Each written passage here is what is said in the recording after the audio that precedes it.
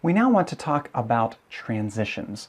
A transition is going to allow us to go from one clip to another and have some sort of action as it goes from one clip to another. Now we remember that transitions are here on the left. I can click that in my Tools panel, or I can use the T key to get to transitions. Why would I use a transition? Well, remember we had this intro video here where it was the triangles, and if I play this, it plays these triangles and then just jumps right to me. And that's kind of a harsh jump. And so instead of that quick jump, I want to change that. I want to have it be a little bit more subtle as it goes from one to the other. So what I'll do is I will go to transitions and I'll grab the fade transition and I'll drag it down. Now notice as I'm dragging, it's showing me with yellow highlights where I can put this transition. It's saying I could fade in my clip. I could fade from this clip into the next, or between these two clips, or these two clips, or these two, or these two, or at the end of this one, or at the beginning of this one.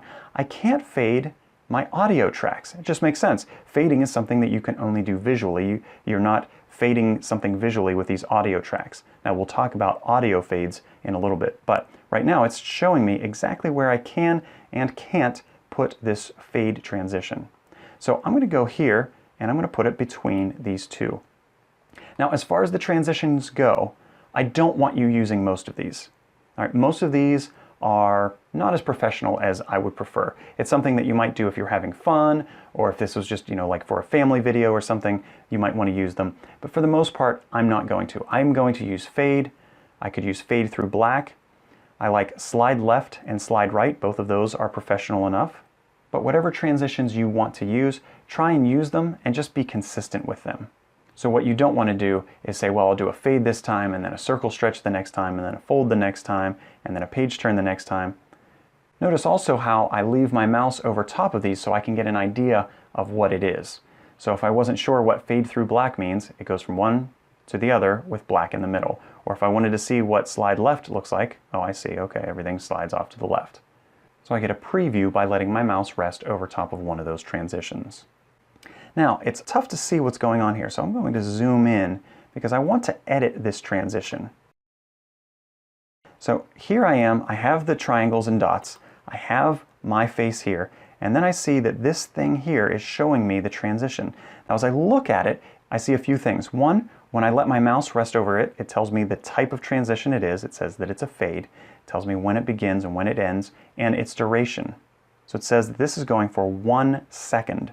So remember, there are 30 frames per second. So that means if this transition is 1 second long, then 15 frames are on this side, 15 frames are on this side.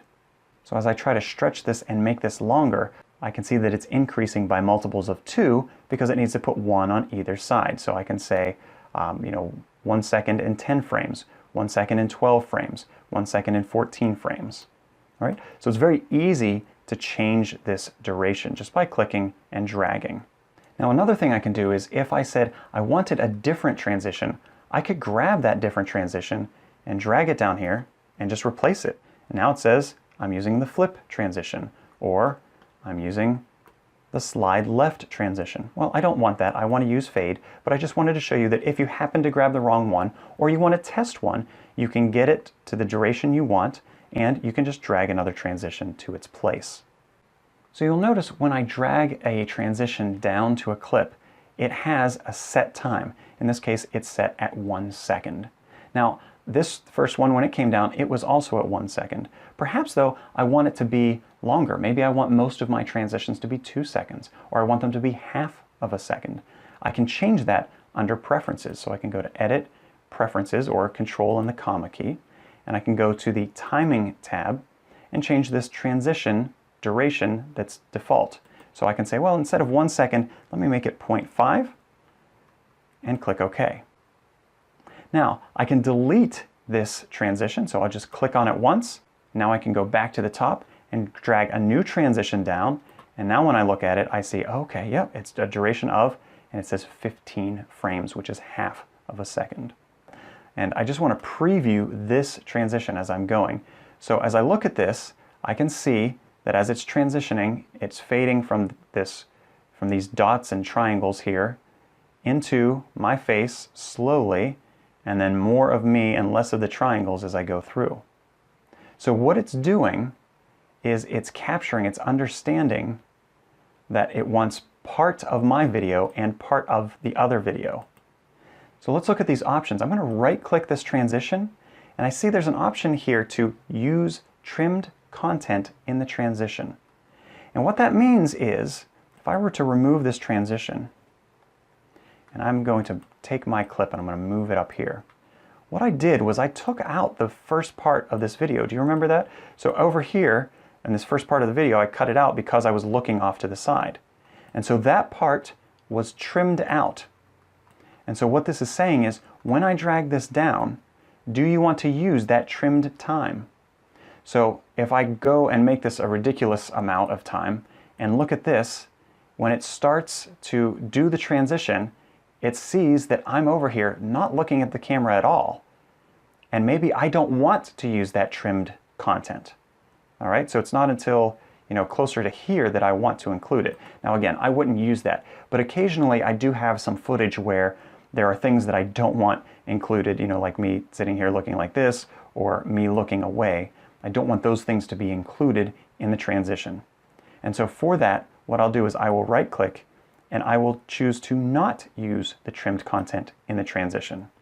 So now instead, my face is frozen at whatever this first frame is. So you can see no matter where I am on this timeline, it's still just my face.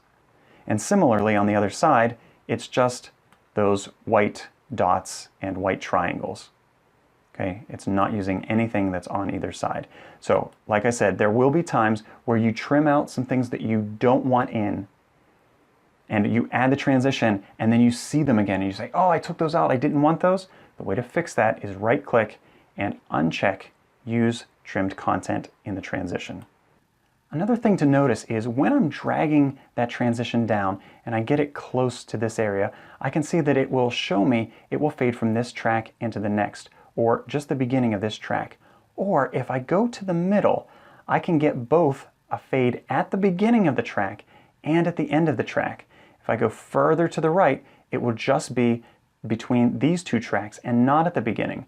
And if I continue over, it'll be at the beginning and the end of this track. Continue over, just here. So notice that you have a few options, and it depends on where you let go of your mouse where that effect will be applied.